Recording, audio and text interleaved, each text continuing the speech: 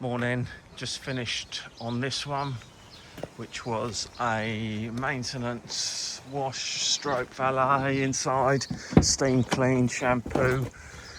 What did I do? Protect the leather, cleaned all the leather. This is a builder's van, so you can imagine it being quite dirty. Then what I did is a lot of tar spots around it. I got rid of all of them, and then I put like a quartz sealant on it, which just enhances the gloss of the vehicle. Roof done as well, arches, wheel nuts, calipers, re-blacked everything. Windows, decontaminated the windows, made them look super shiny, super clear I should say. Yeah, and what's the time now? It's probably about 4.5 hours on this as a maintenance.